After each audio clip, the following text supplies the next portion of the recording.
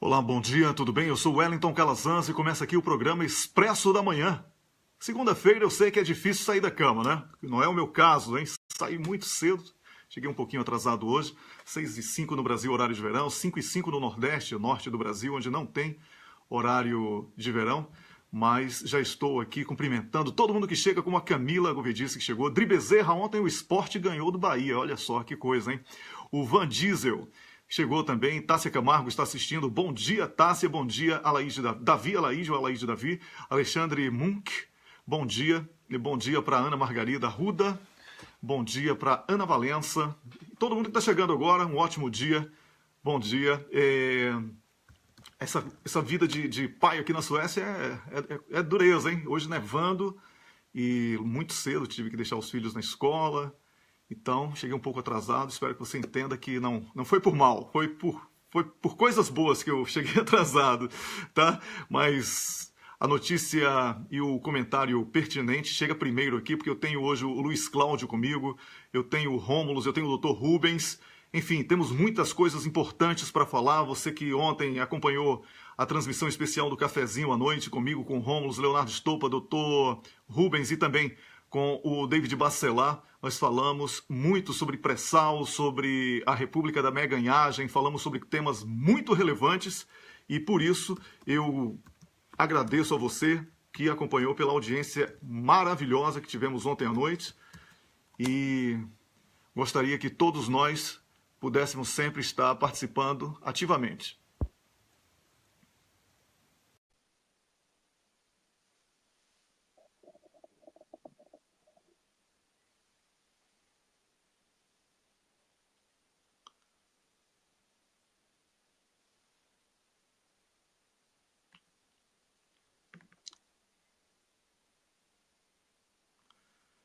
Eu estou esperando o Rômulus, tá ok? Pronto. Agora sim, o Rômulus tá de cabeça para Ele não baixo aí, vira, não? Rômulus. Bom dia, Rômulus. A câmera hoje tá errado, peraí. Ele tava dando um bug, Oi. cara. Não deixava eu entrar, porque ele falava que meu celular tava em pé, mas tava deitado. Aí agora eu virei ele do outro lado. Vou ter que ajeitar aqui, gente. Desculpa.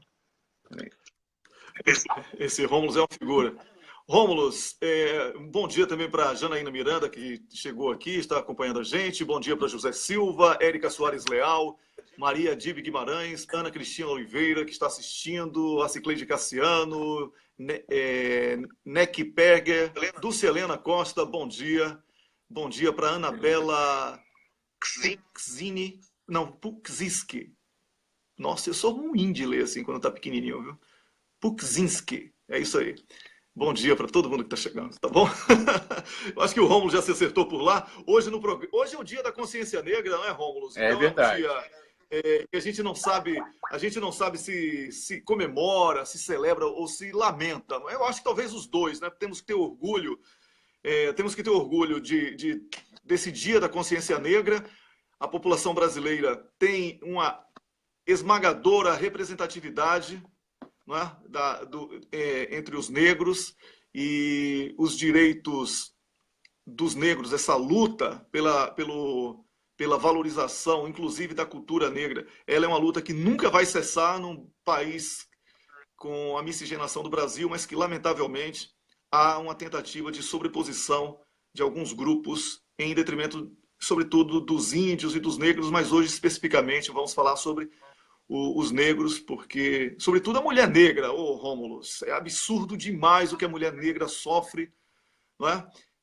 Eu estava acompanhando uma reportagem da TV Brasil, faltam professoras negras no Brasil porque a qualificação profissional para ser professora não chega até a mulher negra. Ou seja, é uma discriminação que começa na base social, assim, na base da educação, na base das relações interpessoais, na forma como a mulher negra é tratada no Brasil. Então, é absurdo.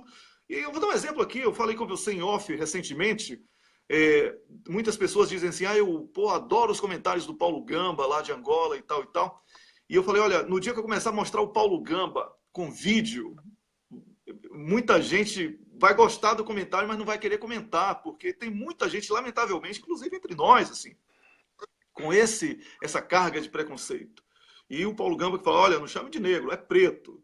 Chama de negro, é preto. Então, esse é o momento de compartilhar. O Luiz Cláudio já está em linha, daqui a pouquinho a gente chama ele. Vamos compartilhar agora, inclusive Luiz, aí eu tenho que compartilhar com os amigos, tá bom? Wellington.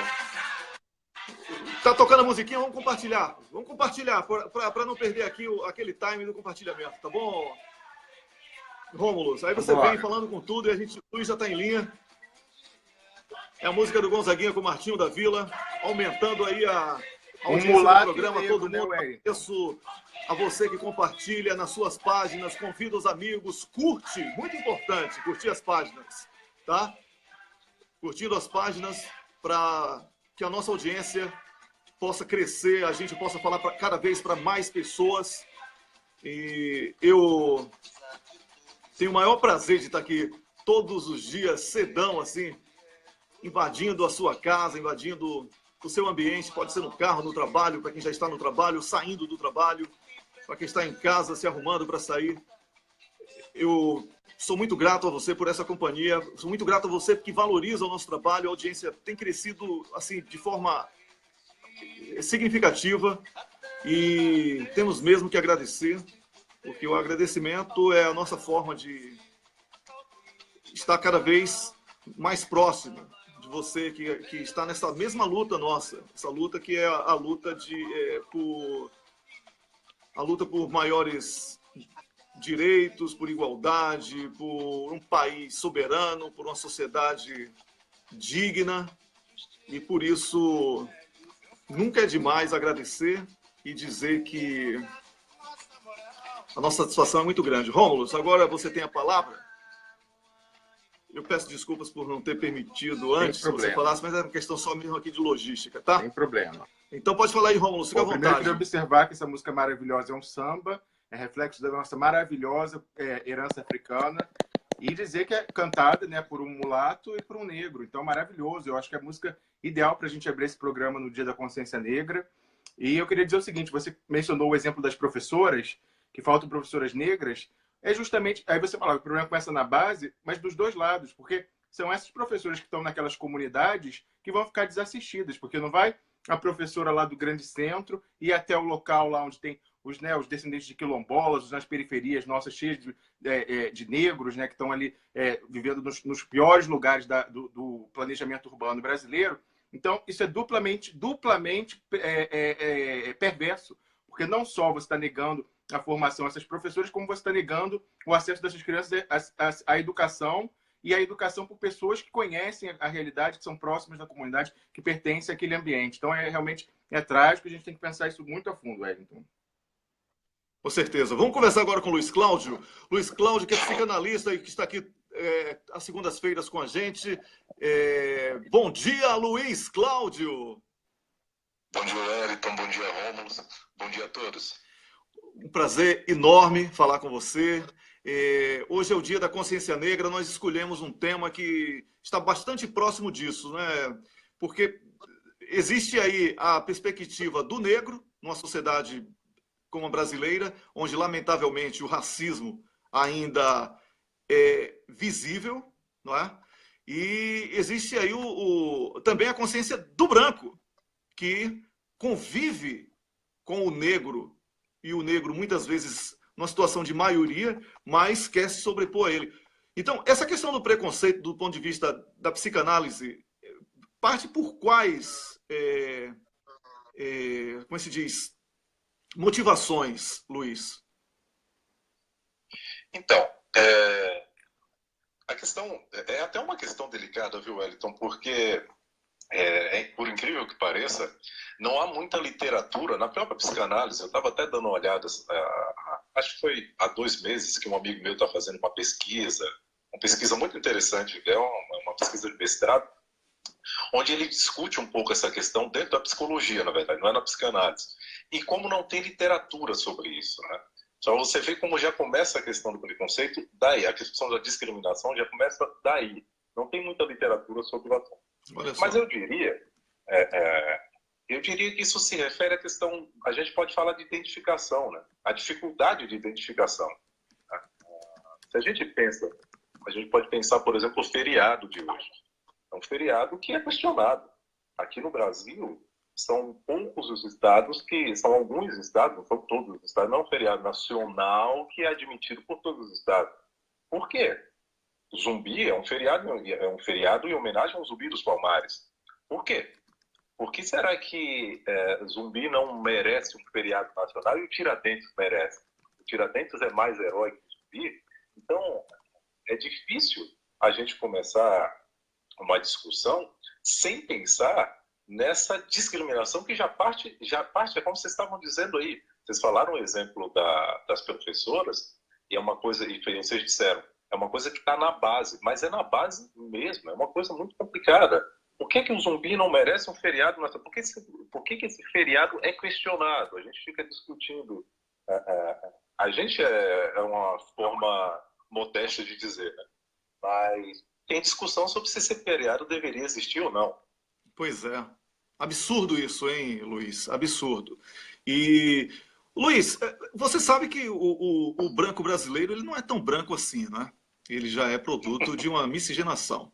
O que leva essa tentativa de resgatar um pensamento que a história reprovou como um dos mais absurdos, que foi o caso aí do nazismo, essa tentativa de supremacia da raça ariana, que, além de ter sido derrotada na prática na guerra, ela revelou um caráter de pobreza espiritual e humano gigantesco, né? Por parte daqueles que acompanharam essa insanidade. Mas, no caso específico do Brasil, eu recordo que há 3 anos, um grupo do sul do Brasil enviou uma carta para o grupo neonazista da Alemanha e recebeu de volta que eles não queriam dialogar com mestiços. Então, o que é que se passa na cabeça de quem é produto de uma miscigenação, mas pela predominância da cor branca na pele, tenta se sentir melhor do que o outro? Isso esconde também aí um complexo de inferioridade de alguma coisa? Luiz, tente dissecar aí um pouco esse preconceito porco, com todo respeito aos porcos, que não tem nada a ver com essa história. Bem, eu só tenho um nome para isso e é um nome um tanto quanto merecido para o momento que a gente vive no país. É uma coisa de há séculos, mas para esse momento eu acho que o nome cabe muito bem. O nome disso é fascismo. Não tem outro nome. Uhum. Fascismo. Isso é coisa de fascista. O racista, ele é um sujeito temeroso. É um sujeito que geralmente é extremamente conservador nos seus costumes e tal, e que tem por lógica a supremacia da sua raça, ou do que ele acredita de raça, e é uma coisa irrisória, uma coisa ridícula você pensar um país como o Brasil, já que a gente está discutindo o Brasil, e ter esse tipo de posição. Mas é muita coisa que eu tinha falado, essa é a coisa da identificação, né? Eu prefiro pegar muito por aí. É difícil para uma criança, vamos pensar a questão da raiz do problema, né? Uhum. O Brasil é um país, foi o último país a decretar a questão da abolição da escravatura. Foi o último dos países aqui na América do Sul, todos os países já tinham feito, e a heroína, tanto que a heroína virou uma mulher branca, né? É a Princesa Isabel. O Zumbi dos Palmares, o Zumbi, um grande herói, um libertário, o cara que liderou um dos maiores, talvez o maior, não me lembro com precisão, que é o Quilombo dos Palmares. E o cara não é lembrado, mas a Princesa Isabel é lembrada. Então, se a gente para pensar, é difícil essa proibição, esse interdito que há sobre a possibilidade da gente ter heróis negros, porque é isso que está em questão. Como uma criança vai se identificar com um herói negro, com um sujeito negro, se desde lá de baixo, desde a escola, a gente aprende, já que a gente está falando de educação, a gente aprende que foi uma mulher branca que fez o favor aos negros e os libertou da escravidão. A heroína, né? A heroína. Quando teve um herói, um sujeito que poderia encarnar muito bem isso, claro que não foi só ele, foram várias pessoas. Foram vários. Se você for olhar a história só dos poetas, né, baianos, abolicionistas, assim, é uma coisa fantástica. Nós temos aí Castro Alves, nós temos, né, todos aqueles que foram, e inclusive morreram pela causa, né, doentes, com depressão, com pneumonia, com tuberculose, porque se dedicavam à exaustão, aquele tipo de causa. Então, realmente você está tocando uma questão muito importante aí, Luiz, que é essa falta de referências para que o negro seja valorizado como um agente da própria história dentro do Brasil. Isso. Então, Perfeito. eu acredito que talvez nasça daí essa dificuldade de entender que o Dia da Consciência Negra não é um dia apenas dos negros, mas é um dia da origem brasileira. Enquanto o brasileiro não tiver consciência de que é índio, é negro, é mulato, é branco, é amarelo, né, por causa dos orientais. Pois não, Rômulus? Eu queria dar o meu próprio testemunho pessoal sobre isso, Wellington, porque eu escrevi um ano atrás um post que eu publiquei, na época eu publicava lá no GGN, né, no blog do Luiz Nassif, falando justamente sobre a origem da minha família, porque você sabe que a minha pele é muito branca, então quando eu cheguei aqui na Europa, as pessoas aqui me consideram branco, porque muitos brasileiros que são brancos no Brasil, quando chegou aqui, não são considerados brancos. Não é o meu caso. E aí eles sempre falavam, mas você não parece brasileiro. Eu sempre falava isso para você, não, mas você não parece brasileiro. Você não parece brasileiro. Primeiro eu falei, bom, o Brasil tem tudo no Brasil, né? Você tem literalmente da Xuxa ao Pelé, isso não existe. E eu falava, não, mas não é verdade. Você sabe que do lado da minha mãe, da minha avó, ela é neta de uma índia lá no norte, não sei exatamente se era Maranhão, Pará, enfim, é naquela região ali amazônica, inclusive eu descendo do genocídio americano, porque se contava rindo na família como brincadeira que ela foi caçada no laço pelo marido. Então, assim, era um fazendeiro, estava lá, não tinha mulher, naquelas expedições eles foram e caçou a índia no laço, e daí que eu descendo. Então, por exemplo, você sabe que nas células, o DNA mitocondrial, a gente tem dois DNAs, né? Do núcleo da célula e o do mitocondrial, que é o que faz a respiração celular. E quem entende de biologia sabe disso, o DNA mitocondrial ele passa diretamente de mãe para filho. Então, é a linhagem materna, desde a Eva até, vem mulher, mulher, mulher, até chegar a qualquer pessoa. Então, o meu DNA mitocondrial é totalmente americano nativo, porque a minha avó do lado da minha mãe, a avó dela, tal, nananana. Então, assim, e é interessante, então, no Brasil, que você falou, branco, são brancos entre aspas, né? Todo mundo é miscigenado no Brasil. Então, como eu reforço o que você está falando. É o dia da consciência negra e consciência do Brasil, né? Do Brasil se conhecer a si mesmo. Com certeza. Obrigado, Rômulus, por essa aula de biologia, inclusive. E aí eu volto aqui para a análise psicanalítica, né? Da psicanálise, né? Do ponto de vista psicanalítico. Era isso que eu queria falar. Do nosso Luiz Cláudio. Luiz, para encerrar aqui a sua participação nesse tema delicado, qual seria, Luiz, a recomendação? Não vou dizer a cura, porque aí aí seria abusar da nossa amizade, né, Luiz? Mas qual seria o caminho? Além da educação, né? Porque eu acho que quando a gente já questionou o problema na origem, na base, que é a educação, qual seria o caminho para que essas pessoas pudessem se respeitar mutuamente, muito mais, olha, atenção, eu falo mutuamente, mas é muito, mas muito esmagadoramente maior o desrespeito do branco em relação ao negro do que o inverso. Olha, essa é a pergunta de $1 bilhão, viu? Pois é, então eu vou querer, porque eu estou precisando de grana, vai lá. Não, é difícil, eu acho que é a luta, eu acho que não há outro caminho, assim como foi o período da escravidão, assim como é a luta que o negro enfrenta, que o preto, né? Eu acho que o Paulo Gamba está certo. Uhum. Tem um amigo meu também que diz a mesma coisa, é preto, não é negro. Para não associar essa questão de essa coisa de esses signos que estão associados à coisa do negro, né? Exatamente. O humor negro e tal, então é melhor preto. Isso é uma questão de significante e significado.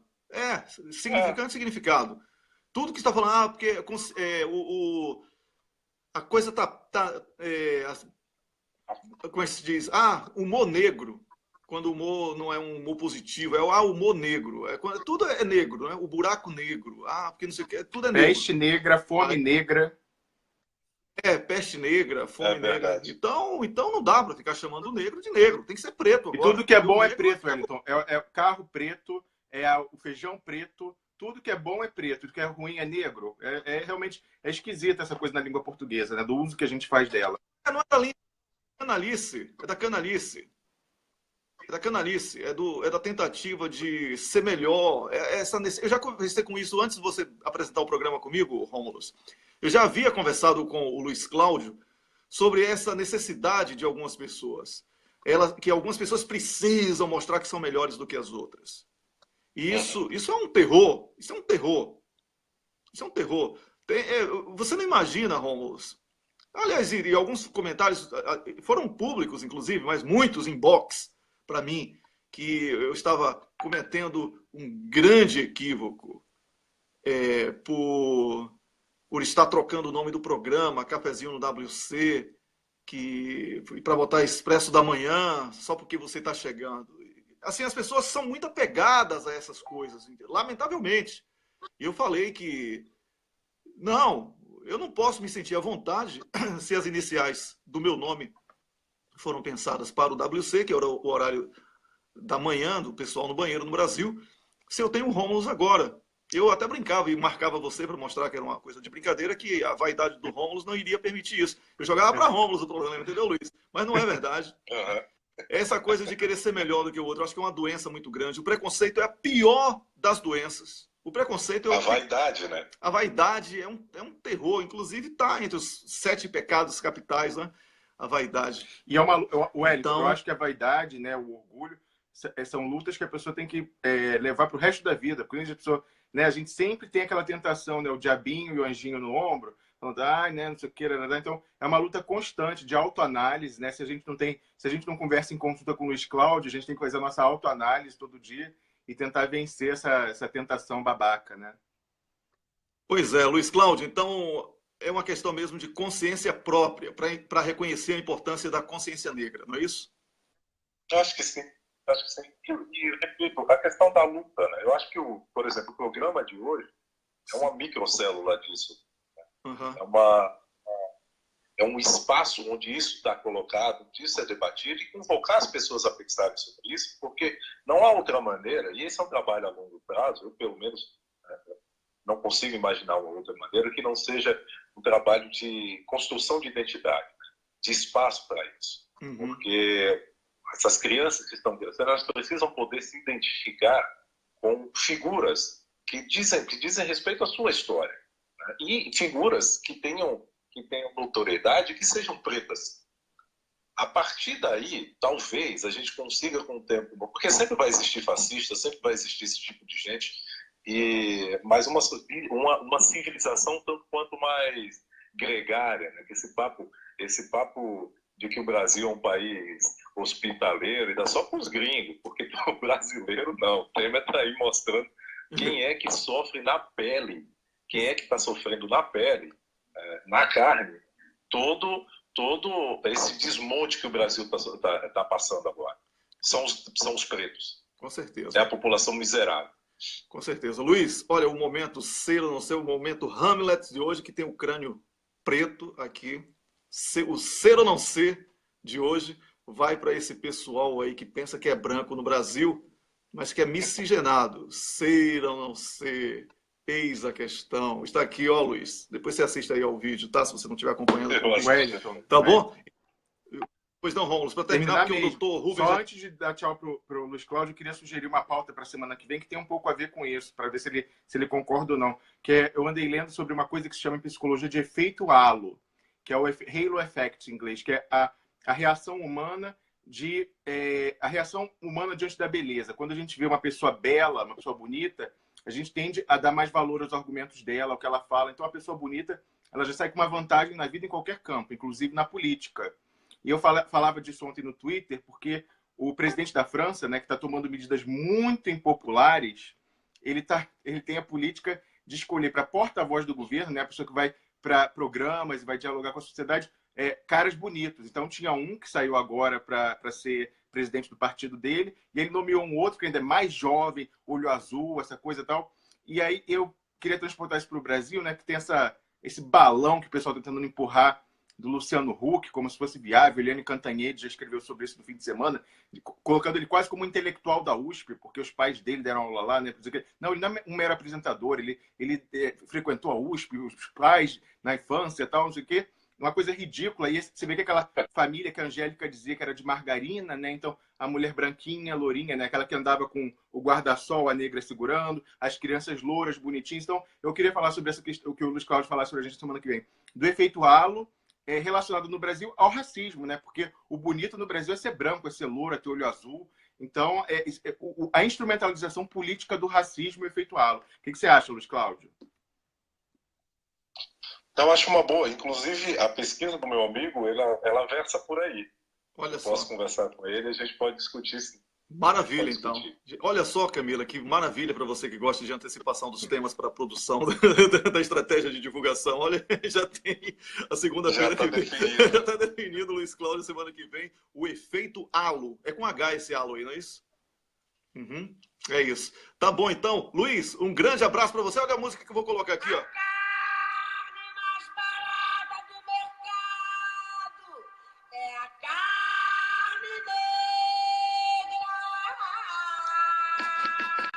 Aqui vai a minha homenagem para todas as mulheres negras em especial, porque são as que mais sofrem nesse Dia da Consciência Negra. A gente tem que levar em consideração o sofrimento, sobretudo da mulher negra brasileira, tá? Luiz, muito obrigado, Luiz, por ter vindo aqui na segunda-feira, hein? Obrigado a você, um grande abraço e viva Zumbi, salve Zumbi. É isso aí, grande Luiz. Até a próxima segunda, tudo de bom. Até lá, meu caro. Valeu, tchau, tchau. Eu conversei com o Luiz Cláudio, que é psicanalista e que está aqui todas as segundas-feiras conversando com a gente sobre política, perdão, sobre a psicanálise, sobre sociedade, né? Sobre essa sociedade que parece um pouco doente em alguns momentos no Brasil, não é? Eu já vou passando a bola para você agora, porque eu vou entrando em contato aqui com o Dr. Rubens, tá bom? Eu quero que você introduza aí o que aconteceu ontem, que foi divulgado, foi tema do nosso debate ontem à noite, Rômulus. O absurdo de um ministro britânico ter ido ao Brasil para influenciar a política brasileira. Atenção, militares! Militares bundões que estão ocupando as fardas no alto escalão. Espero que os militares que tenham alguma consciência nacionalista ajam, porque o que está acontecendo é crime lesa pátria, a entrega do pré-sal. Não é por causa dessa justiça canalha do Brasil. É porque organismos internacionais estão denunciando, delações internacionais estão denunciando, porque se fosse por essa estrutura podre do golpe, ninguém iria saber. As pessoas estariam discutindo a gravata de William Bonner. E certo? Enquanto o ministro britânico estava no Brasil fazendo lobby, a Globo e a Lava Jato estavam botando 1000 policiais para prender velhinhos de 70 anos de idade. Certo? No entretenimento da Lava Jato. Essa operação que precisa acabar urgente antes que o Brasil acabe. Por favor, Rômulus, fala aí. Falo sim, Wellington. O programa ontem foi excelente. Eu recomendo quem não viu ainda que veja. Está disponível no nosso canal, no canal do Leonardo Estopa. E a gente contou, né, com a presença do Rubens, que é com quem a gente vai falar agora, que falou de toda a ilegalidade do leilão que foi feito. Mas como lembrava o Wellington ainda agora, o fato do dia ontem, eu acho que é o fato do mês ou do ano, é a comprovação do que todos nós já sabíamos. Mas assim, a comprovação documental, de fonte fidedigna, né? Porque ela não teria nenhum motivo para dizer isso, que é o próprio governo britânico confirmando, depois de um requerimento da ONG Greenpeace, que o ministro de Estado, o equivalente a Minas e Energia do Reino Unido, veio ao Brasil várias vezes ao longo desse ano para fazer lobby, para pressionar autoridades brasileiras, parlamentares, o diretor executivo do Ministério de Minas e Energia, para mudar a lei brasileira de exploração do pré-sal e da tributação do imposto que é cobrado das empresas em benefício de empresas estrangeiras. E o que é tão grave quanto, Wellington, também revogando a política de conteúdo local, que é para essas empresas que são de fora já poderem trazer tudo de fora e não empregar um brasileiro, Wellington. Pois é, muito grave tudo isso. E além desse absurdo do lobby além desse absurdo do lobby de uma autoridade britânica dentro do solo brasileiro, em solo brasileiro, com autoridades brasileiras praticando crime lesa-pátria, denunciado ontem pela imprensa do The Guardian, falando em português para todo mundo entender, The Guardian, certo? Para todo mundo entender, uma importante publicação do Reino Unido. A mais importante hoje, mais importante. A mais importante publicação hoje do Reino Unido, denunciando lobby, porque lobby é crime no Brasil. Lobby é crime no Brasil. Então, não é um lobby apenas, vamos lembrar, é um representante de uma potência estrangeira que veio no Brasil e se reuniu com autoridades do país que traíram o país. Então, você repetiu o nosso chamado às Forças Armadas. Eu quero que todo mundo investigue a agenda desse homem, desse inglês, desse colonialista no Brasil, com quem ele se encontrou, onde que ele foi. Eu quero a BIM, Polícia Federal, os serviços de inteligência das Forças Armadas. Vamos fazer o dossiê, porque quando voltar à democracia, a gente vai julgar essas pessoas por crimes de lesa-pátria baseado na Lei de Segurança Nacional, Wellington. Pois é, mas o pré-sal que já nasceu aí com esse lobby, ele não culmina nos absurdos e na necessidade do referendo revogatório, certo? Apenas por isso não. O leilão do pré-sal que foi realizado foi um leilão irregular e é por isso que eu estou aqui com o Dr. Rubens Francisco, que está em linha, que é o advogado que está aí está lutando juntamente com as organizações que defendem a Petrobras e a classe dos petroleiros para que aquele leilão que foi realizado seja cancelado. Bom dia, doutor Rubens. Bom dia, tudo bom? Tudo ótimo. Como é que está São Paulo? Nublado, hoje está nublado. Pois é, estou aqui com menos 3 graus aqui em Estocolmo. Como eu costumo dizer, pinguim está pedindo agasalho aqui na capital sueca. Rômulo também não deve estar passando zero, situação tá melhor boa. Um pouco, zero. Zero é nem frio nem quente, segundo Maguila. Então, o doutor Rubens, bem-vindo. Obrigado mais uma vez por ter participado ontem do nosso live para discutir essa questão tão importante e também sobre a República da Meganhagem no Brasil, no caso da Alerj. Mas o que lhe traz hoje aqui, especificamente, é em que pé está o seu trabalho e juntamente com FUP, Federação Única dos Petroleiros, Sindipetros, etc., na tentativa de mostrar que o leilão, que foi o primeiro leilão onde 2 lotes importantíssimos do pré-sal foram entregues. Como é que está aí essa situação?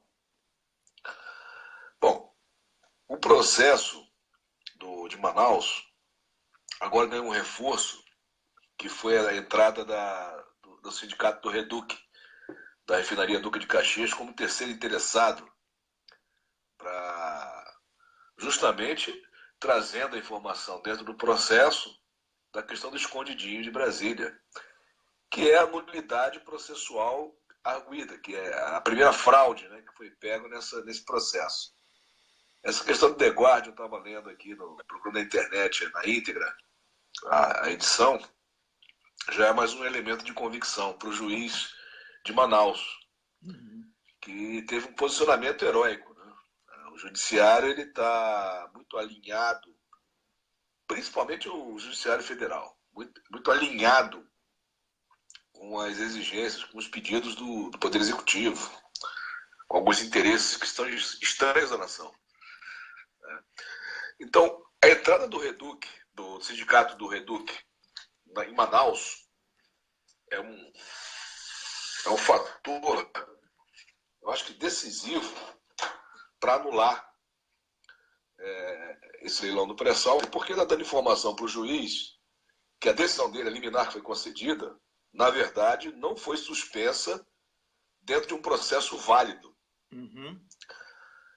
A suspensão de liminar, que a Globo alardeou às 11 horas da manhã, foi um processo altamente controvertido.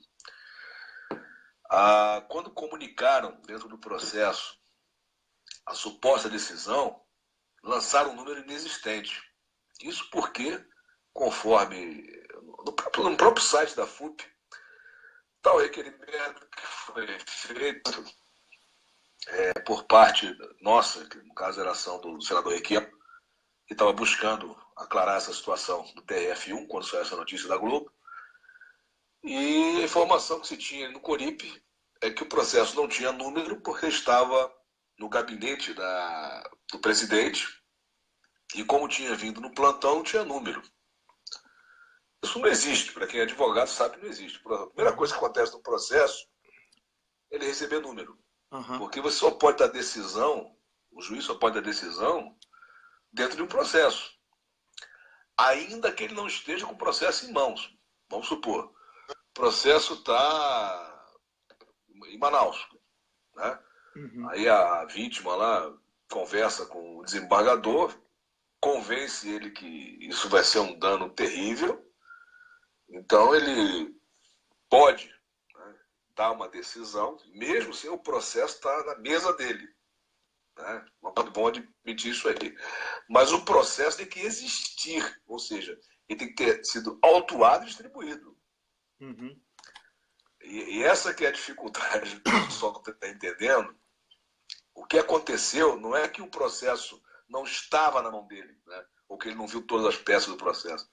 O processo, juridicamente falando, não existia. Olha só, então, resumindo para o povão aí que não entende muito de leis, é assim, o juiz Ricardo de Salles, que é da terceira vara civil da seção judiciária do estado do Amazonas, ele concedeu uma liminar, não é isso?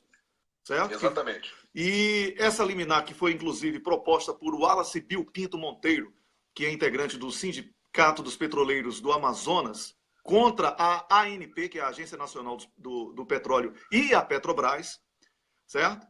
Essa liminar, que foi concedida pelo juiz Ricardo de Salles, ela não, oficialmente, porque não tinha número, ela não havia sido derrubada. E o leilão foi realizado no gogó dos apresentadores da Globo. É isso aí? Exatamente. Você traduziu para o português claro e direto exatamente o que aconteceu. Foi exatamente isso. Wellington, como a gente... Um minuto só.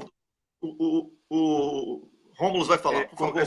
Só uma observação. Como a gente sempre fala aqui no programa, a Globo é o diário oficial do golpe. Então ela achou, porque ela é o diário oficial do golpe, que, né, uma notícia de que havia uma cassação da liminar já bastava. Mas na República Federativa do Brasil, o diário oficial é outro. Então não vale isso não vale. A Globo é diário oficial do golpe e vai ser derrubada junto com o golpe. Ontem o presidente Lula falou de regulação da mídia, falou de corrupção da Globo. A gente está indo para cima da Globo e a gente vai derrubar a Globo junto com o golpe, porque ela é artífice e o diário oficial do golpe, Wellington.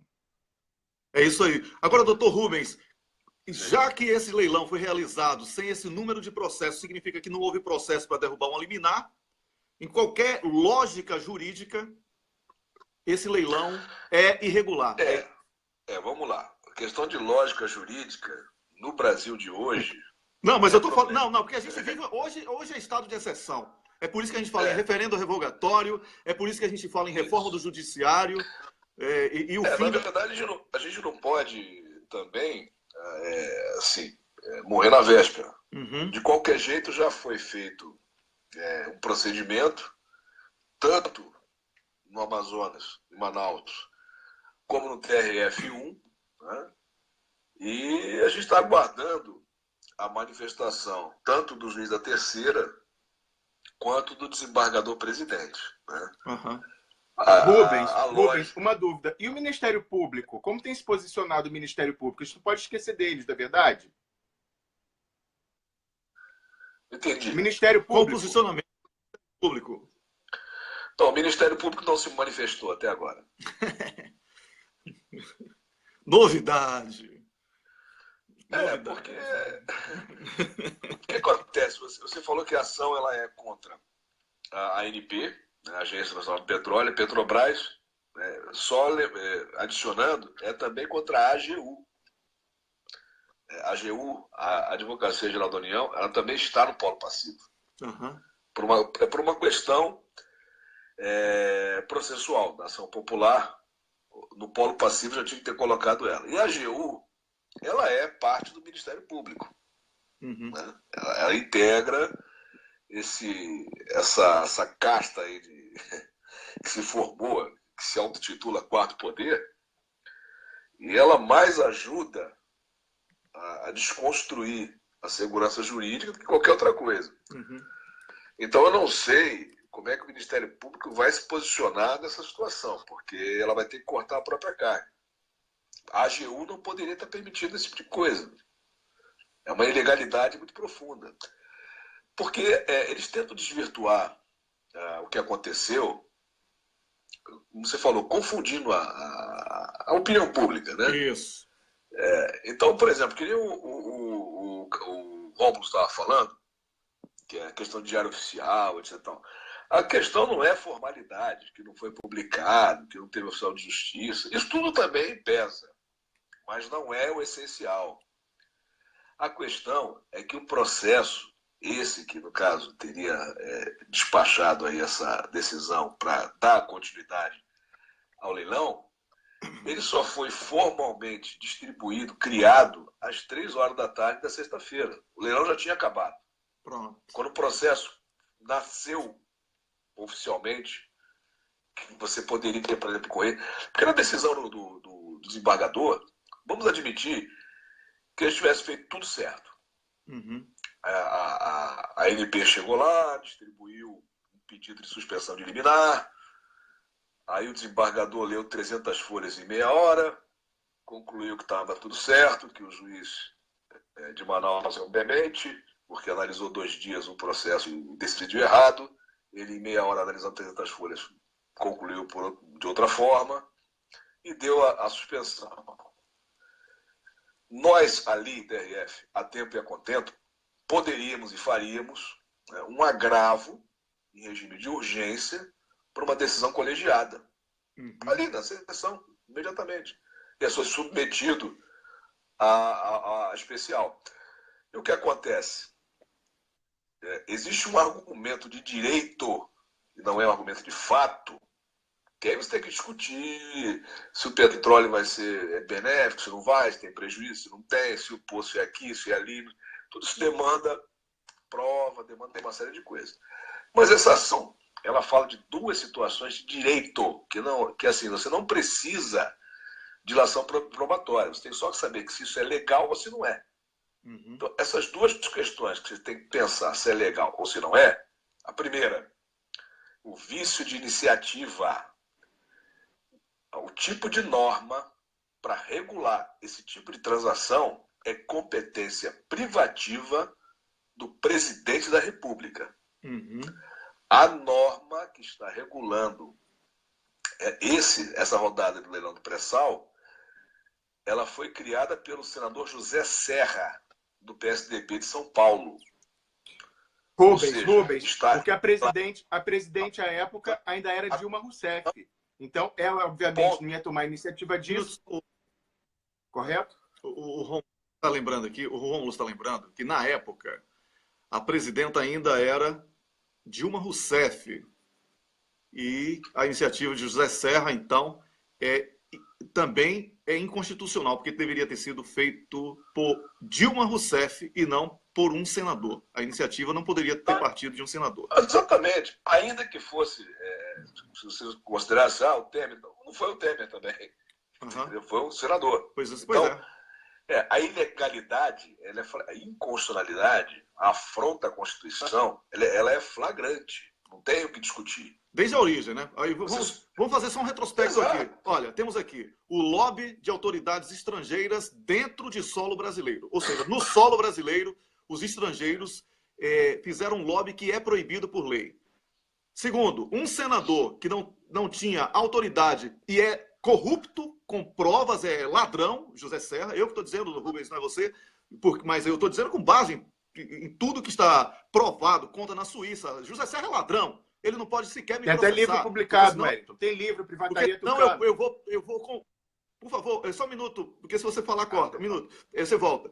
Se o Rubens, que está aqui, se o José Serra tentar fazer alguma coisa, o Rubens, que é o meu advogado, vai dizer muito simples assim, vai dizer, olha, tem aqui dizendo, você é ladrão. Então, você vai ter que deixar o Wellington ter acesso aqui às provas para que ele prove que você é ladrão agora.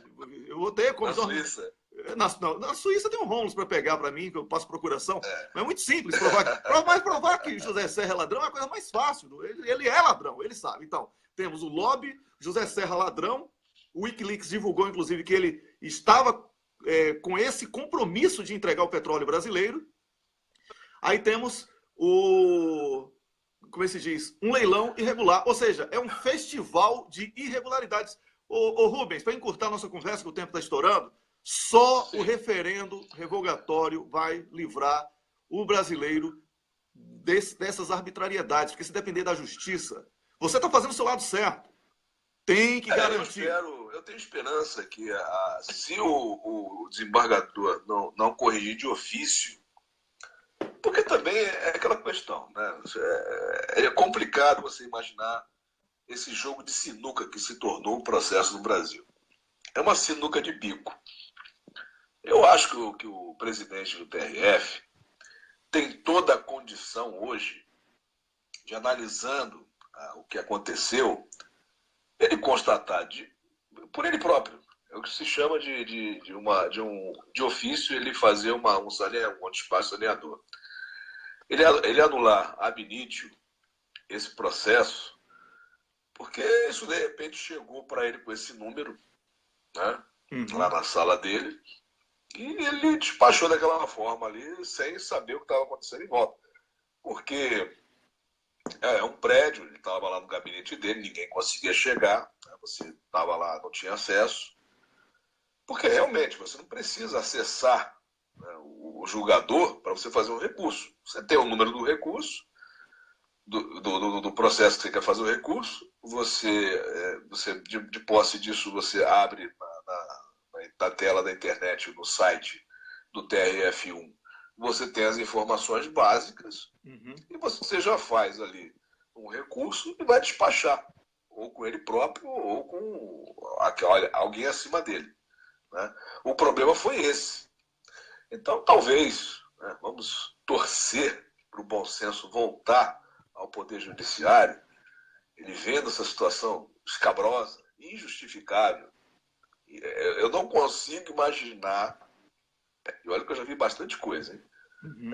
Por exemplo, naquela situação que a gente fala do Prisco, fala volta e meia daquela prisão dos policiais, o pedido de prisão dele, o Ministério Público falou que ele ia cometer crime, então tinha que ser preso. Eu nunca tinha visto uma coisa dessa. Pedir dessa forma. É uma ação mediúnica, não é? Então, olha, excelência, esse indivíduo vai cometer crime, então ele tem que ser preso agora, para não cometer o crime. Aí é prisão preventiva mesmo. Você está prevendo que não vai cometer crime. Prisão ultra preventiva. Então eu já vi esse tipo de coisa. Teve o caso que inclusive levou essa situação da Lei Cancellier, que é o do Jeremias Casemiro, lá de Resende, que tem uma ameaça ex officio. O Ministério Público diz que ele sentiu um clima de ameaça, então a vítima estaria em perigo, melhor prender o cara, porque tem um clima de ameaça. Não, está escrito. O nome disso é sentiu. Do latim, isso aí é cagassum. Né? O clima de ameaça deu um cagassum, né? no juiz. Aí ele manda prender, porque ele tem um cagassum. Né? Eu espero que nessa questão do pré-sal, porque que nem você falou da outra vez, que eu achei o termo que você colocou fantástico, que é a fulanização do processo. Nesses casos, Jeremias Casemiro, Daciolo, Prisco, o Josué de Carvalho Braga, lá de Bauru, os oficiais de justiça, você tem as pessoas. Né? Então, a pessoa é isso, é aquilo, o cara é do mal, o cara é perigoso. Esse caso do pré-sal não é uma pessoa, é um patrimônio público. Né? Então, eu espero não ter mais uma surpresa desagradável nesse caso. E realmente o pessoal coloca a bola no chão e anula isso. Quer dizer, se bem que é sonhar demais, né? A Shell veio aí e tal, deu dinheiro, quer dizer, o ministro saiu da Inglaterra para vir aqui. Eles não vão entregar isso fácil, né? Isso aí já está na... Não é à toa que eles estão querendo a nova Malvina, dentro da Amazônia, né? Então... Não, isso já colocaram. Agora você não tira mais. Não, mas não precisa tirar. Não, fica tranquilo. Olha, em relação a isso, eu vou tranquilizar todos os brasileiros em relação à base militar na floresta amazônica. Basta que o novo presidente faça um acordo com Rússia e China e construa uma base ao lado, e o governo brasileiro tem autoridade para fechar o espaço aéreo. A base deles vai ficar ali ilhada neles mesmos. Isso é tranquilo. Eu estou falando assim tranquilamente, que eu conversei com um general de guerra, que é uma fonte fantástica minha, que me falou: isso é bobagem, é jogar dinheiro fora. Se o próximo presidente quiser, não precisa tirar. Deixa lá e fecha o espaço aéreo e constrói uma base militar ao lado. Pronto. Acabou. Aí não tem. A base deles não vai servir para nada. É uma questão de ter peito e fazer. Só isso. Rubens, nosso tempo esgotou. Quero lhe agradecer, assim, e as portas estão abertas, tá? Eu vou deixar aqui, porque o Rômulo vai ter que concluir o raciocínio, que eu cortei ele. Foi uma questão técnica, Rômulo. Espero que você entenda. Porque se você falar, corta o som do Rubens e o meu. E aí não dá para a gente fazer esse bate-bola, porque ele está em outra conexão. Então, Rubens, muito obrigado. Está explícito aqui que a entrega do pré-sal é um festival de irregularidades. Eu sou grato a você por estar dentro dessa luta.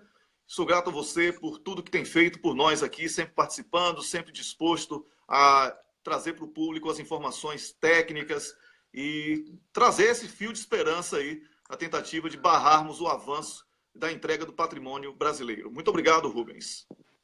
Tá, joia. Obrigado, um abraço. Tchau. Um grande abraço. Eu conversei aqui com o Dr. Rubens Francisco, que é advogado, ele está envolvido diretamente com esse processo do pré-sal, que teve uma liminar proibindo o leilão, mas sem que essa liminar tivesse sido derrubada, o leilão do pré-sal foi realizado e a luta ela só está começando. Além disso, a gente falou aqui no início do programa, lobby de autoridades britânicas dentro do Brasil e também que o Dr. Rubens trouxe um fato novo, que é um senador, no caso José Serra, não poderia ter promovido a alteração da lei, teria que ter partido da presidência da República. Então, festival de irregularidades, basta que 1% dos sérios da justiça, da política, atuem para que a gente derrube essa farsa da entrega do pré-sal. Rômulo, com perdão mais uma vez, tem problema, passo a palavra para você. O meu colega Rubens, ele já tratou de maneira brilhante da questão jurídica. Então, com relação a isso, eu não tenho nada a acrescentar. Então, eu vou usar esse tempo final da gente para discutir a questão política. A gente discutia ainda ontem à noite e até hoje de manhã que logo na sequência desse anúncio, né, dessa denúncia gravíssima, não é nem denúncia, né, porque ele próprio confirmou, o ministro. Então, desse fato de uma autoridade estrangeira ter vindo ao território nacional fazer lobby confirmando o cometimento de crimes de lesa pátria por autoridades brasileiras, o senador Roberto Requião, sempre ele, né, foi ao Facebook, gravou um vídeo denunciando, reiterando a gravidade, falando que levará esse fato, né, porque é um fato gravíssimo, à análise do Senado, e lembrando ao final, porque é aquela coisa, tem que falar do problema e tem que dar a solução. Vinculando isso ao final, a bandeira que todos nós aqui abraçamos, que é lançada por ele, mas que todos abraçamos, que é a do referendo revogatório. E aí você sabe, Wellington, que a gente bate aqui muito, né? Toda vez que o senador Roberto Requião faz uma coisa certa, a gente elogia e registra para motivar outras pessoas a aderirem às bandeiras, porque a gente é contra a fulanização.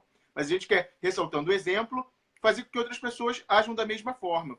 E aí você sabe que teve umas franjas meio translocadas do feminismo que disseram que a gente estava fazendo, o senador Roberto Requião estava tentando roubar o protagonismo da presidente Dilma, nessa questão do referendo revogatório. Olha, eu sinto muito dizer, eu pego no pé mesmo quando tem que criticar, eu falo. Para o senador Roberto Requião roubar o protagonismo da Dilma, esse protagonismo tinha que existir, e ele não existe. Os pronunciamentos da presidente Dilma nessa questão do referendo revogatório são muito esparsos, não são formais. Ela falou isso numa entrevista ao Leonardo Estopa na TV 247. Cadê documento? Cadê ela enviando notificação à embaixada, a empresas estrangeiras? Cadê ela indo a canais de televisão? Ela teve num tour da Europa agora. Eu não vi ela falar de referendo revogatório nessa viagem que ela fez. Então, me desculpa, eu vou falar sim, isso é um problema. Para o senador Roberto Requião roubar protagonismo, que não é a intenção dele, ele deu a bandeira ao povo brasileiro que está abraçando, está desenvolvendo, teria que haver um protagonismo. Não está havendo. Eu já estou há semanas chamando a presidente Dilma, a assessoria dela assiste, ela tem que abraçar e se dedicar mais a essa causa do referendo revogatório, Wellington? Pois é, Rômulo, essa coisa do protagonismo, eu quero dizer o seguinte, que todo mundo que está na luta deveria buscar os elementos de união e não os elementos de separação, de enfraquecimento, tá? Eu vejo muita gente acusando o outro de querer ser protagonista, mas não fazer absolutamente nada além de acusar, tá? Eu quero dizer, Rômulo, que em defesa do seu nome aí, porque em relação ao meu, eu já estou acostumado, né? Eu tenho 30 anos trabalhando com comunicação, já vi loucuras e insanidades de todas as formas, tá? E não vai ser uma ou outra que vai tirar essa minha tranquilidade de poder trabalhar todos os dias aqui pela manhã. Nós somos ativistas, tá? E não existe separação de jornalismo e ativismo num processo de instabilidade democrática. O Brasil vive um estado de exceção. Então, um jornalista não pode ser aquele cara geladão que fala as coisas apenas narrando o que está acontecendo, porque a narrativa sempre vai ser do opressor. Se ele não se rebelar contra a narrativa, ele não é jornalista. E se ele se rebela contra a narrativa, ele passa a ser ativista, porque foi assim com aqueles que lutaram contra a escravatura, foi assim contra aqueles que lutaram contra a ditadura, foi assim com aqueles que lutam em defesa da democracia em todos os estágios, não só dentro do Brasil, como em outros países. Então, não vem com esse papo furado de que jornalista e ativista se separam. É mentira, porque não existe imparcialidade. A parcialidade está presente no momento que você pega a caneta e você passa a escrever alguma coisa, você não escreve o que os outros estão pensando, você escreve o que você está pensando. Então não existe imparcialidade, existe ética. E a nossa ética é de defender os interesses do Brasil e dos brasileiros. Por isso que a gente fala aqui que não existe esquerda-direita, existem nacionalistas e entreguistas. Por isso que a gente fala que a gente é contra a república da meganhagem, porque quem elege o político é o povo, não pode ser um juizeco de merda que fica querendo, através dos holofotes da Globo, prender deputado e fazer espetáculo para dizer que está trabalhando, quando ele está permitindo que o Brasil seja desmontado, permitindo que a indústria brasileira seja destruída, que o desemprego cresça assustadoramente como está crescendo. Então você que quer criticar Rômulo porque ele está falando do protagonismo de Dilma, não entende nada de política. Você entende de picuinha. E picuinha eu não comento. Rômulo, vamos falar de coisa séria. Queria só fazer um acréscimo em relação a isso que você disse, porque tem pessoas que também estão criticando isso. Quando você fala que não tem mais direita e esquerda, não é que você está falando, as pessoas falam, isso é despolitizar o discurso. Não é despolitização, ele não está fazendo aquela embalagem neutra de falar é o novo, agora não tem mais esquerda e direita. Porque ele está falando que, nesse momento, a disputa principal, primária, não é mais entre esquerda e direita nesse momento, entre os nacionalistas e entreguistas. Isso não é despolitizar, não tem nada mais político nesse momento do que resistir à dominação da finança internacional. E os projetos de resistência, por isso que ele fala de esquerda e direita, quem resiste hoje no mundo a essa invasão do 0,1% com o braço armado dos Estados Unidos, que foi capturado pelo pessoal que tem a grana, são os projetos nacionalistas. E tem tanto de direita como de esquerda. Então, na direita, a gente tem Vladimir Putin, ele não é de esquerda, ele é de centro-direita, muito conservador. Você tem, na esquerda, a Venezuela, até a Coreia do Norte e outros países. E você tem até projetos teocráticos. O Irã, por exemplo. O Irã é um nacionalismo teocrático. Ele não é nem de esquerda nem de direita. Né? Não tem como definir aquilo. E resistem a esse imperialismo. Então, é politização, sim, Wellington. Pois é, eu quero deixar uma coisa bem clara aqui. Nesse momento, não cabe querer dar prioridade a lutas de minorias. E eu sei que eu estou comprando uma briga do cacete falando isso, certo? Porque é preciso ter muita consciência política para estar falando o que eu estou falando aqui agora.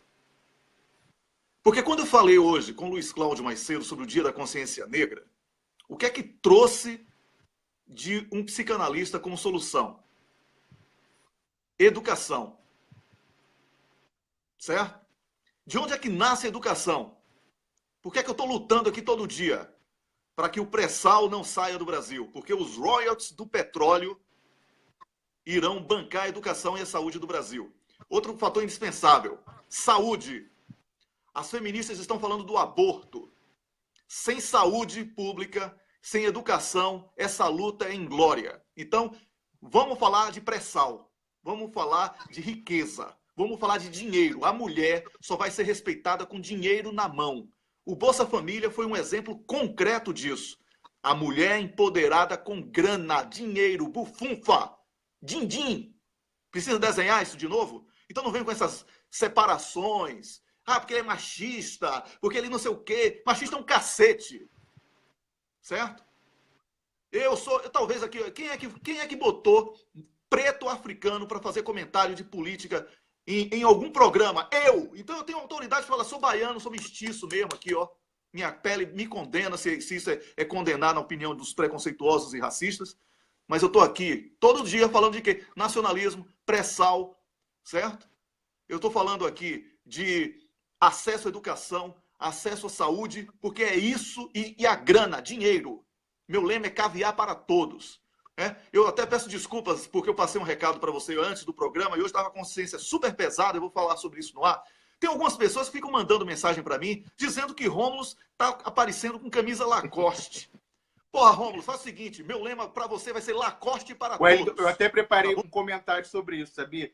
Eu queria dizer o seguinte, qual é a alternativa a usar Lacoste? É comprar a camisa baratinha da C&A, da H&M, da Zara? Essas empresas que, para vender barato, fazem uma roupa de péssima qualidade, que só vai durar uma lavagem, então você tem que comprar, desgastando o meio ambiente, dando um desperdício, que escravizam pessoas lá na Índia, Bangladesh. Isso não é ser de esquerda. Comprar a coisa barata e produzida com irresponsabilidade do ponto de vista ambiental, social, trabalhista. Isso não é ser de esquerda, não. Eu compro uma camisa que eu gosto, e eu quero que todos tenham a possibilidade de comprar a camisa, se eles assim quiserem, e que eu sei que vai durar, e que eu não vou ficar comprando toda hora e desperdiçando a matéria-prima. Empresas que pagam pouco aos trabalhadores, pagam pouco aos produtores de algodão, compram algodão transgênico. Não, pensa direito. Comprar camisa baratinha chinesa, isso não é ser de esquerda, não. Com certeza. Olha, ser de esquerda, como querem insistir em chamar, eu sou nacionalista. Eu sou nacionalista. Tá? Mas se para ser de esquerda, não fazer a barba, usar uma camisa branca com a pintura de Che Guevara na frente, eu não sou, então. E aí tudo que eu falei durante todas as manhãs não valeu. É isso aí na sua cabeça de maluco? É isso aí? Então você está dando couro a um bando de preconceituosos aí, não é? Preconceituosos que aparecem. Ah, é muito fácil ele falar isso porque está na Suécia. Se eu não estivesse na Suécia falando isso, quem é que estaria falando isso? Se Rômulo não estivesse na Suíça, quem é que estaria falando isso? Então, Rômulo, é o seguinte. Vamos fazer o cocô do dia aqui. Uma última coisa, 1 minuto só.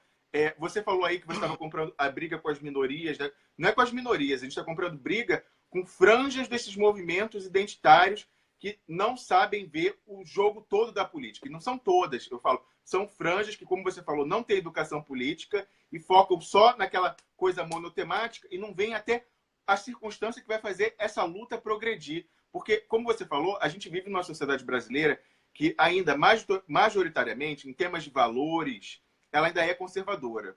Mas em temas econômicos e sociais, ela é progressista. Ela quer um Estado forte, indutor do desenvolvimento, ela quer a sua escola pública, a sua saúde pública.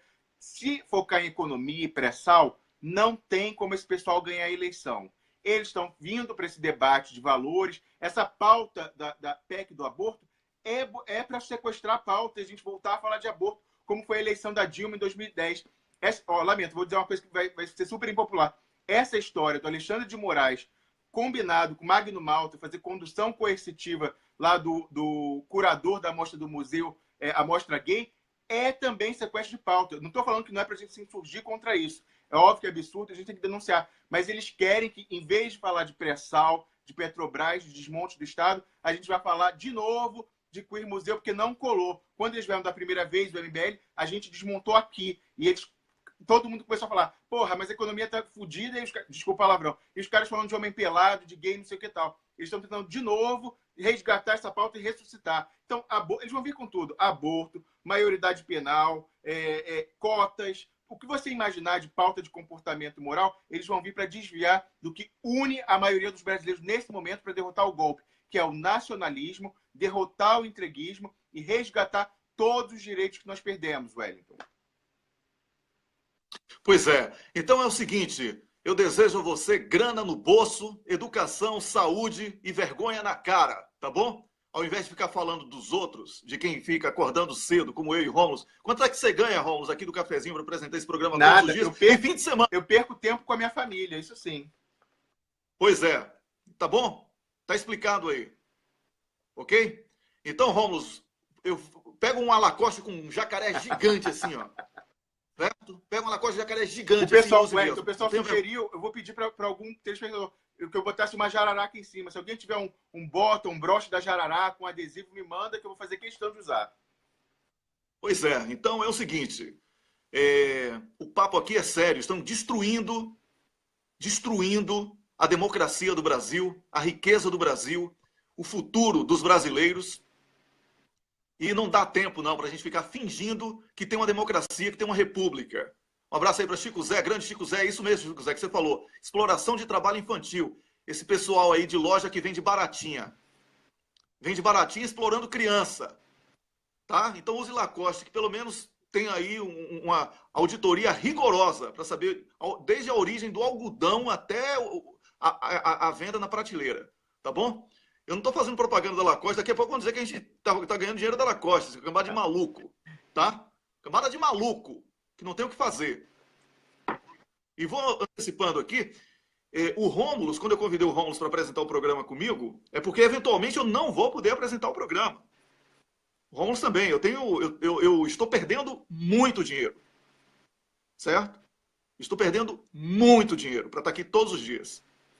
Então eu preciso preciso me cuidar, preciso cuidar de mim. Então, ainda tolerar um bando de maluco falando merda todo dia, aí enche o saco, tá? Enche o saco. Tá? Então, eventualmente eu vou ter que viajar, eu tenho que visitar meus clientes na África e etc. Não vou poder apresentar o programa. Então o Rômulo vai segurar a peteca sozinho. E Rômulo vai viajar, eu vou ter que voltar à origem do programa, que era sozinho aqui. Então, ao invés de ficar aí criticando isso e aquilo, bora defender o pré-sal, vamos acabar com essa república da meganhagem, certo? Um bando de analfabeto político que se diz de esquerda, condenando os deputados que foram contra a prisão dos deputados lá do Rio de Janeiro, sem entender que isso foi jogada ensaiada da Globo e da Lava Jato, para legitimar a República da Meganhagem, que matou o reitor Cancelier. E apagar da pauta, certo? Tacla Duran, Wellington. Tacla Duran, que está aí dizendo que Moro com a esposa e o compadre vendem delação, entendeu? A Globo enganchada no escândalo da FIFA, e o pessoal falando de deputadozinho que todo mundo sabe que é corrupto do Rio de Janeiro, desde que ele foi eleito. Porque ele deveria estar preso. Está preso por quê se ele não cometeu o crime ali? Aquilo não era o crime dele. Agora, você que votou nele, deveria ter vergonha de ter votado nele. Então, escolha melhor seu deputado, seu senador, e não fique só escrevendo Lula 2018, porque Lula sozinho não vai salvar ninguém, não. Porque o Alexandre de Moraes está querendo aí rasgar o plebiscito de presidencialismo no Brasil e colocar aí, goela abaixo, um parlamentarismo para esses mesmos parlamentares que você está dizendo que deveriam estar na cadeia, eles assumam o Brasil. Você está entendendo a gravidade? Então discuta o que importa. Discuta o que é importante. E não se a camisa de Rômulo é isso, se Alexandre Frota usa prótese ou não. Né? A Niobe, que vai comentar aqui segunda-feira, disse que tem que lançar logo a Luciana Gimenez nesse mar de alienados. Não é? Pelo menos ela é mulher. Tem um filho de Mick Jagger, o Niobe vai explicar isso aí quinta-feira. Né? Porque nesse mar de alienação, Luciano Gimenez é melhor que Luciano Huck, pelo menos. Wellington, a pauta é gostosão. A pauta das minorias, ela só tem chance no Brasil de prosperar com um governo progressista, popular, no executivo. Porque o Congresso é esse aí, a gente conhece. É a bancada BBB, né? Boi, Bala, Bíblia, e também o novo B que eu lancei, que é a branquinha, né? A cocada branca. Então, esses BBBs, eles só querem retroceder nas conquistas das minorias. O que segura eles é o executivo. Se a gente cair, morder a isca e cair nesse sequestro de pauta, a gente vai perder o executivo e eles vão ficar, como está agora com o Temer, com o executivo e com o legislativo. E aí acabou. Aí tem aborto, não tem cota, não tem nada. A única chance das minorias avançarem, isso que é pensar política globalmente. A hora é apelar a quem não é de esquerda, mas todo mundo que é nacionalista, que é a maioria do povo brasileiro, para a gente ganhar a presidência e com alguém popular e nacionalista na presidência, que tem compromisso com o avanço e emancipação das minorias, aí sim conseguir que essa luta avance, não é, Wellington? Com certeza. Olha, para você que é do Rio de Janeiro, que se pensa de esquerda e tem cabeça de jirico, não é? Tem cabeça de jirico e está aí condenando os deputados que seguiram a Constituição. Você está condenando o deputado que seguiu a Constituição, ô seu burro, ou burra, se quiser, tá? Deputado que segue a Constituição não pode ser punido pelo seu falso moralismo. Você está no discurso de Moro, Bretas e Globo. É isso que você quer? Você está dando força, sabe a quem? Aos religiosos, que tem grana para fazer campanha. Certo? A galera do tráfico, que tem grana para fazer campanha. É isso que vocês estão fazendo. Burro! Você. Então, meu cocô, não vou nem perguntar a Ron, o meu cocô é pro burro que se pensa de esquerda e que está cagando para o que interessa, que é nacionalismo, dinheiro no bolso da mulher e do pobre e punição para quem é preconceituoso contra qualquer tipo de preconceito. Porque com essa justiça safada que está aí, vai ter racista falando do negro, vai ter homofóbico falando do gay, vai ter machista falando da mulher e não vai ter punição para ninguém. Então bora reconstruir o judiciário, bora brincar de reconstruir o judiciário, promover a reforma política e defender o pré-sal, Petrobras, que é isso que importa, tá bom? Um bom dia para você, cocô, você que é um cocô, vai descer aqui. O seu cocô do dia vai para quem aí? Eu assino embaixo. Eu acho que é esse pessoal que não tem educação política e se acha de esquerda, acha que ser de esquerda é festa. É só ficar colocando hashtag lacrou. Pois é, tá pensando que ser de esquerda é escrever Lula 2018. Não é? Se Lula fosse Deus, ele não precisava de eleitor, ele precisaria de devoto. Eu não sou devoto de Lula. Lula só saiu da casa dos 30% nas pesquisas porque assumiu a bandeira do nacionalismo do referendo revogatório e bater na Globo. Se ele não fizesse isso, iria ser mais um alimentando um aventureiro qualquer que iria surgir para dizer que era nacionalista e que iria melhorar o Brasil sem dizer Wellington, como. só uma coisa. Olha que interessante, essa bandeira do nacionalismo é tão forte que o Bolsonaro lá atrás, lembra, ele era dos anos 90 contra a privatização, falou que ia metralhar o FHC, aí agora, para ganhar grana para a campanha, ele virou um cara do livre mercado e da finança, né, dizendo tudo. Aí agora que ele viu que está caindo, né, não sobe nas pesquisas, chegou no teto e Lula está subindo, ele já mudou. Aí na semana passada ele falou, não, é errado o Brasil, a gente manda toneladas e toneladas de minério de ferro para fora para importar 6 laptops. Isso não é nada liberal. O pessoal liberal está vendo que ele fala qualquer coisa. Então, até o Bolsonaro já sabe que a bandeira vencedora em 2018 é o nacionalismo, é a defesa da soberania, minha gente. E a gente vai deixar essa bandeira de bandeja para eles, botando isca para falar de temas que são importantes, mas cujo momento não é agora, de jeito nenhum. Então, cocô do dia para essa gente, Wellington. Pois é, cocô para quem pensa que é de esquerda, tá bom? Cocô para quem pensa que é de esquerda e faz merda na esquerda. Vamos dar descarga. A bateria tá acabando, hein? Tem que correr.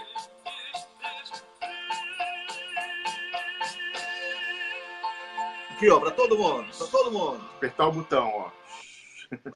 Desce. Desce. Pronto. Bom dia para você, Rômulo. Bom dia para você que acompanhou o programa. Continue compartilhando, convidando os amigos, dividam aí os comentários com seus amigos. Vamos ampliar o debate. Amanhã, às 6 da manhã, estaremos de volta. Tchau, tchau.